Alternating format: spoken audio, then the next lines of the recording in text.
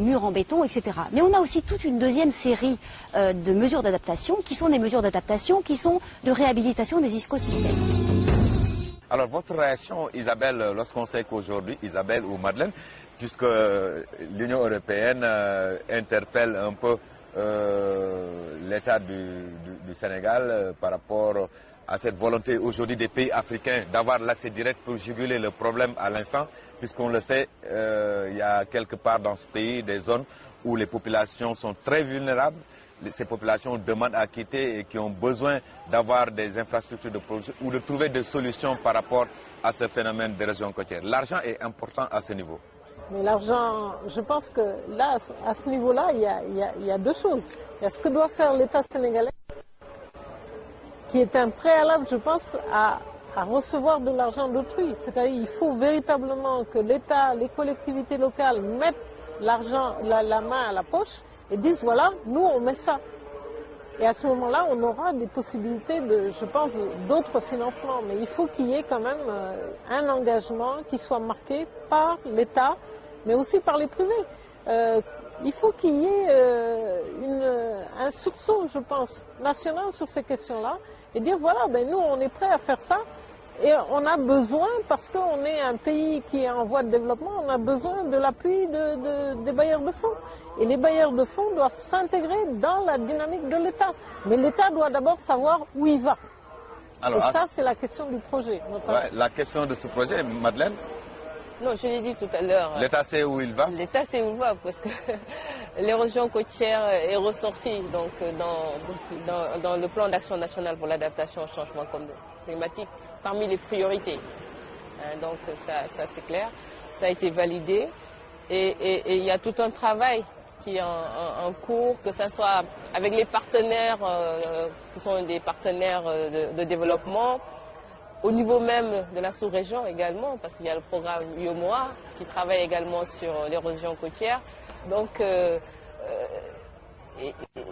il y a quand même, comment on appelle ça, un consortium d'efforts financiers par rapport à ça. Et je crois que, comme elle l'a dit, il faudrait qu'on amène aussi le secteur privé à participer à ce processus. Il participe, certes, parce que c'est vrai que, comme je l'ai dit, ça coûte cher, lutter contre l'érosion côtière.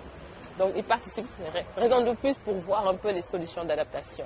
Donc il faut fédérer tous ces efforts, optimiser les ressources. En fait, ce que semblait dire la dame de l'Union européenne, c'est dire il faut des études, il faut tout un tas de trucs, il faut respecter toutes les procédures. Or, quand la mer attaque Saly... Oui, c'est ça. Il y a ce qu'on appelle la notion d'urgence. Vous l'avez posé. Il y a la notion d'urgence.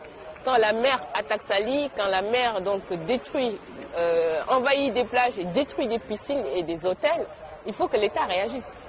Et c'est le cas de Saly où on a eu le soutien du génie militaire qui est venu aider le ministère de l'Environnement à aider ses hôteliers à faire face à cette avancée de la mer, à faire face à ces pertes d'investissement quand même. Mais sur d'autres sites, ce n'est pas le cas, Madeleine, sur la zone nord par exemple.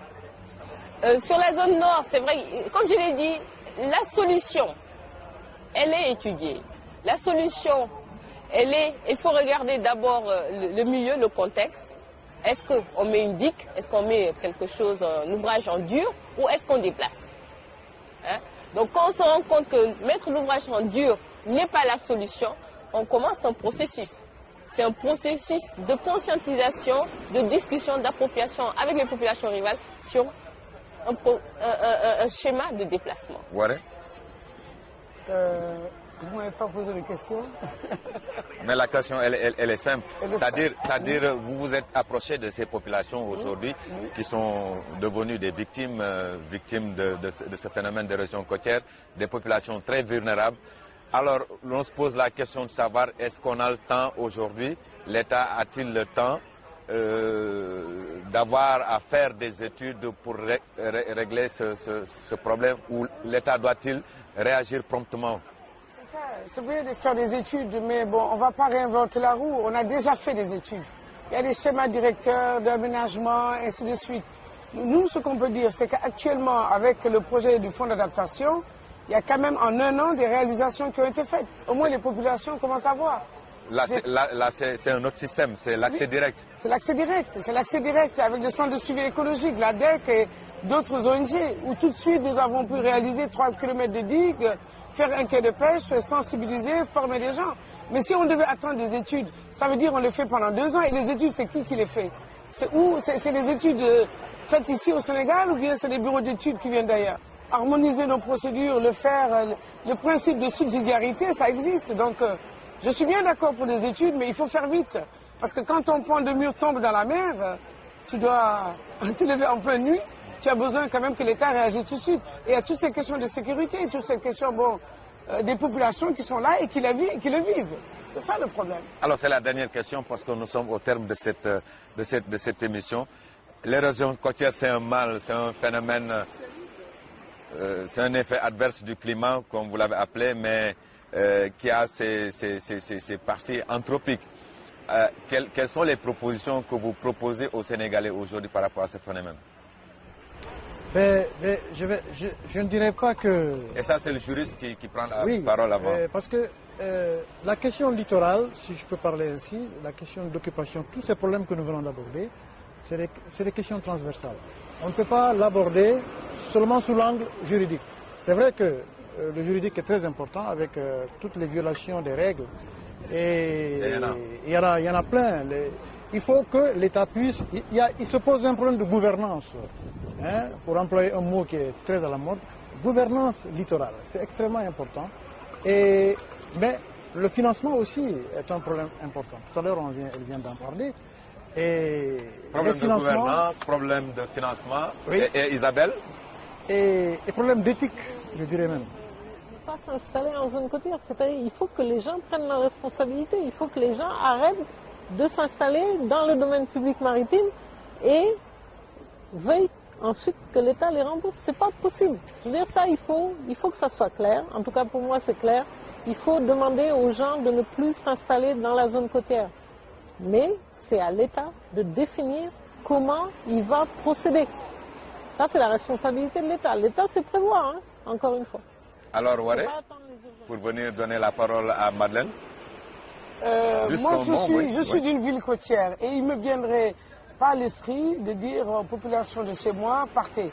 Mais si l'urgence est extrême, oui, on trouvera des solutions. Parce que bon, des villes comme la Hollande ou le Japon, ils ont quand même fait des réalisations qui ont fait qu'ils ont gagné dans la mer. Bon, on y réfléchira. Ça, c'est les moyens, Madeleine Rose-Diouf. C'est ça.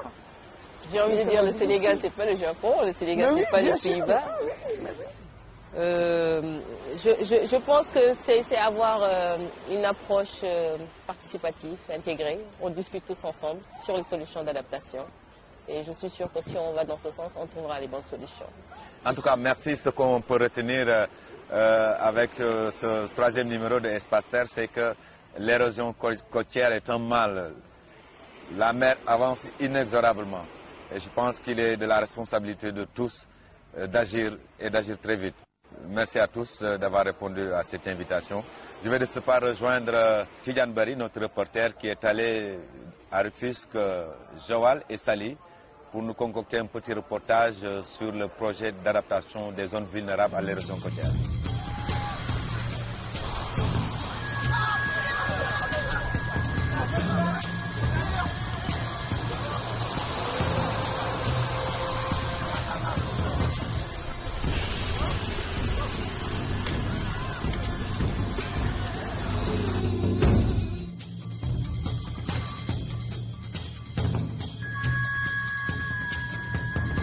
Salut Tige.